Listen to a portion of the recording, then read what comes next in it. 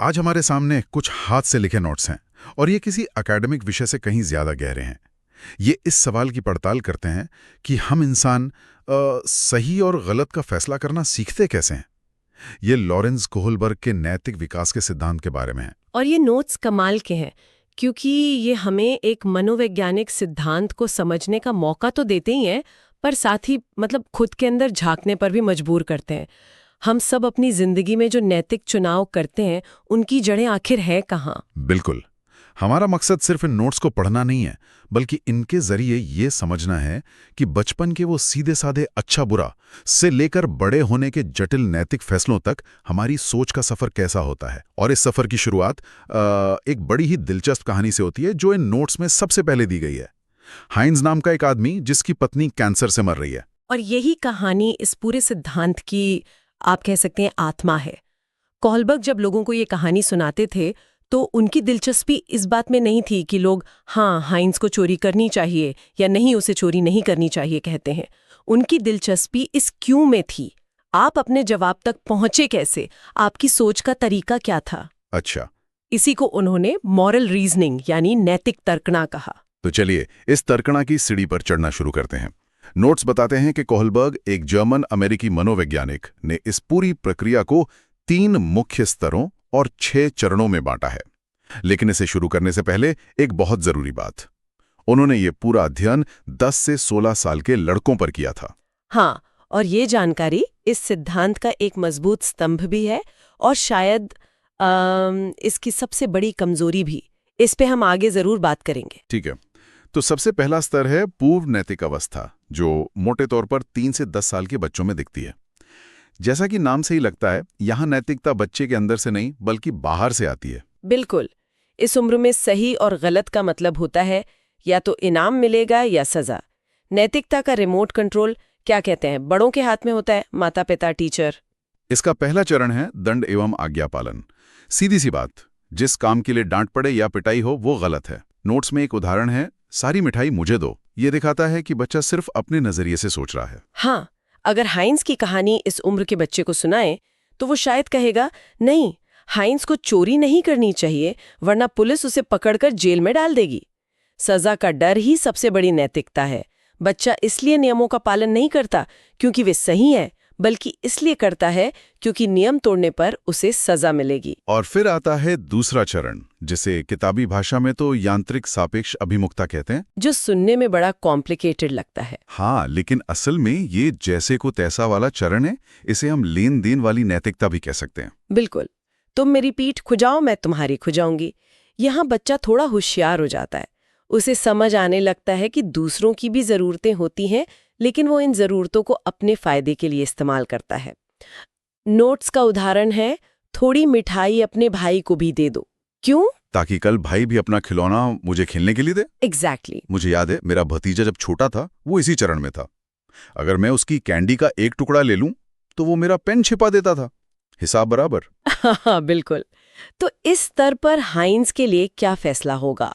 इस स्तर का बच्चा शायद कहेगा, अगर हाइंस अपनी पत्नी से बहुत प्यार करता है तो उसे चोरी कर लेनी चाहिए, लेकिन अगर नहीं करता तो नहीं करनी चाहिए। या फिर उसे चोरी कर लेनी चाहिए क्योंकि बाद में जब वो ठीक हो जाएगी तो वो भी हाइंस का ख्याल रखेगी। सब कुछ आपसी फायदे पर टिका है। तो बच्चा सजा और लेन देन की इस दुनिया से आगे बढ़ता है। किशोरावस्था आते आते दुनिया बदल जाती है। अब समाज की नजर में अच्छा दिखना जरूरी हो जाता है। और यहीं से हम कोहलबर्ग के दूसरे स्तर यानी परंपरावादी अवस्था में कदम रखते हैं। यहाँ नैतिकता का दायरा मैं से बढ़कर हम हो जाता है।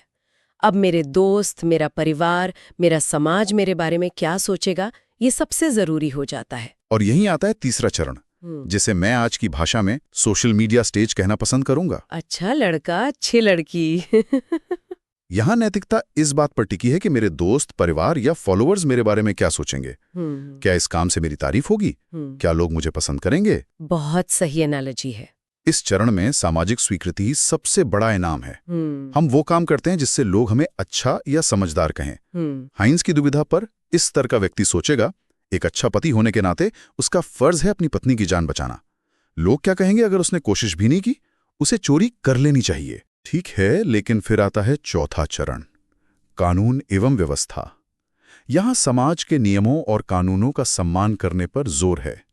लेकिन नोट्स में दिया गया उदाहरण मुझे थोड़ा उलझा रहा है। इसमें लिखा है, मैं अपना निर्णय खुद से लूंगा। ये तो कानून मानने के बजाय अपनी मनमानी करनी जैसा लगता है। हाँ, पहली नज़र में ऐसा ही लगता है और ये शायद इन नोट्स की कमी हो सकती है कि उदाहरण उतना साफ नहीं है।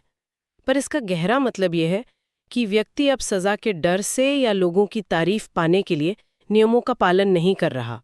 वो अपनी मर्जी से, अपनी समझ से नियमों का पालन करने का निर्णय लेता है। अच्छा, मतलब उसे ये समझ आ गया है कि समाज को ठीक से चलाने के लिए नियम जरूरी हैं। बिल्कुल। वो मानता है कि समाज को चलाने के लिए ट्रैफिक सिग्नल पर रुकना जरूरी है, चाहे पुलिस वाला हो या न हो। ये एक व्यक्तिगत निर्णय है, लेकिन समाज के नियमों के पक्ष में। इस स्तर पर हाइंस के लिए फैसला क्या होगा? चोरी करना गलत है क्योंकि यह कानून के खिलाफ है। अगर हर कोई अपनी जरूरत के लिए कानून तोड़ने लगेगा तो समाज में अराजकता फैल जाएगी। यहाँ समाज व्यक्ति से ऊपर है। लेकिन क्या ये थोड़ा कठोर नहीं है? मतलब इंसानियत कानून से बड़ी नहीं है? मुझे लगता है कि ज्यादातर लोग इस सोच से पूरी तरह सहमत नहीं होंगे। और आपका यही सवाल हमें सीधे तीसरे और सबसे ऊंचे स्तर पर ले जाता है, उत्तर परंपरावादी अवस्था।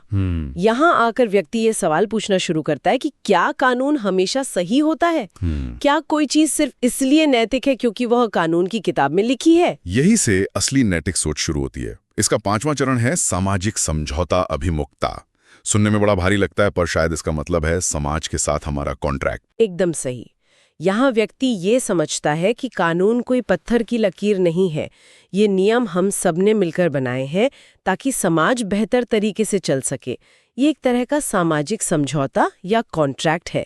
और अगर कोई कानून बहुमत के भले के खिलाफ है या किसी के मानवाधिकारों का हनन करता है, तो उसे बदलने का अधिकार भी समाज के पास है। ये लोकतंत्र की आत्मा है। ये तो बहुत गहरा है। तो इस स्तर पर हाइंस के बारे में क्या सोचा जाएगा? इस स्तर का व्यक्ति कहेगा, हाँ, कानून के हिसाब से चोरी गलत है, लेकिन जीवन का अधिकार संपत्ति के अधिकार से कहीं ज्यादा बड़ा है। एक ऐसा कानून जो एक इंसान को मरने दे क्योंकि उसके पास पैसे नहीं है, वो कानून ही गलत है। इसलिए इस असाधारण स्थिति में हाइंस का चोरी करना नैतिक रूप से सही ठहराया जा सकता है। और अब हम आते हैं इस सीढ़ी के सबसे ऊपर, छठे और अंतिम चरण पर, सार्वभौमिक नैतिकता। नोट्स का उदाहरण दिल छू लेता है। मैं नहीं खाऊंगा, तुम खा लो।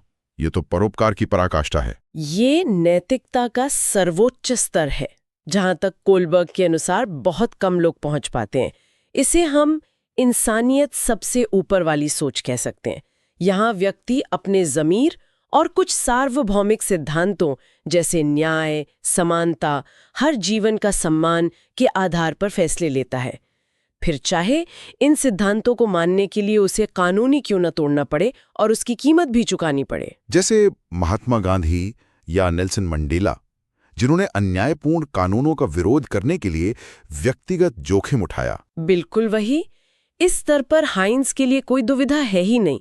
एक इंसान की जान बचाना किसी भी कानून या संपत्ति के अधिकार से बेशकीमती है। ये एक सार्वभौमिक नैतिक सिद्धांत है और इसके लिए चोरी करना पूरी तरह से नैतिक है। वाह, ये तो सोच का एक पूरा सफर है। लेकिन जैसा कि आपने शुरू में इशारा किया था, ये सिद्धांत परफेक्ट नहीं है और इन नोट्स में भी इसकी कुछ आलोचनाएं दी गई हैं। पहली तो यही कि ये अध्ययन सिर्फ लड़कों पर किया गया था। हाँ, और ये एक बहुत बड़ा मुद्दा है। कोहलबर्ग की ही एक सहयोगी कैरल गिलिगन ने बाद में इस पर बहुत काम किया। उन्होंने कहा कि ये सिद्धांत पुरुषों की नैतिकता को ज्यादा महत्व देता है, जो न्याय और नियमों पर आधारित है, जबकि महिलाएं अक्सर नैतिकता को देखभाल, संबंधों और जिम्मेदारियों के नजरिए से देखती हैं, जिसे गिलिगन ने एथिक्स ऑफ केयर कहा। अच्छा, हो सकता है एक महिला हाइंस की दुविधा को चोरी करने या ना करने के बजाय बातचीत से हल निकालने, समुदाय से मदद मांगने या कोई तीसरा रास्ता खोजने के रूप में देखें। ये तो पूरी तस्वीर ही बदल देता है। दूसरी आलोचना यह है कि ये सिद्धांत सार्वभौमिक नहीं है। ये पश्चिमी समाजों पर ज्यादा लागू होता है। सही बात है। कई पूर्वी और सामूहिक संस्कृतियों में, जहां समाज और परिवार का हित व्यक्तिगत अधिकारों से ऊपर माना जाता है, वहां का नजरिया अलग हो सकता है। वहां कानून एवं व्यवस्था यानी चरण 4 या सामाजिक सद्भाव बनाए रखना शायद व्यक्तिगत ज़मीर यानी चरण 6 से ज्यादा ऊंचा नैतिक गुण माना जाए।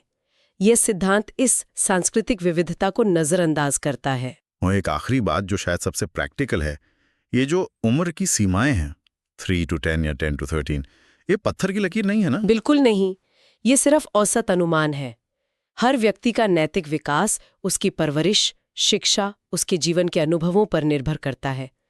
कई लोग अपनी पूरी जिंदगी तीसरे या चौथे चरण में ही गुजार देते हैं और ये सामान्य है। कोई शायद ही कभी छठे चरण तक पहुंच पाए। ये कोई रेस नहीं है। तो आज हमने इन नोट्स के जरिए कोलबर्ग के सिद्धांत की एक गहरी पड़ताल की। ये सिर्फ 6 चरणों की एक सूची नहीं है, बल्कि ये समझने का एक ढांचा है कि हम नैतिक फैसले लेते कैसे हैं। इसकी असली खूबसूरती इन चरणों को याद रखने में नहीं, बल्कि इन्हें अपने आसपास की दुनिया में देखने में है। जब आप ऑफिस में किसी को नियमों का आंख बंद करके पालन करते देखती हैं, या सोशल मीडिया पर किसी को सिर्फ लाइक्स के लिए कुछ पोस्ट करते देखती हैं, या किसी को एक अन्यायपूर्ण नियम के खिलाफ आवाज उठाते देखती हैं, तो आप उनकी सोच के पीछे की तर्कणा को समझ सकते हैं।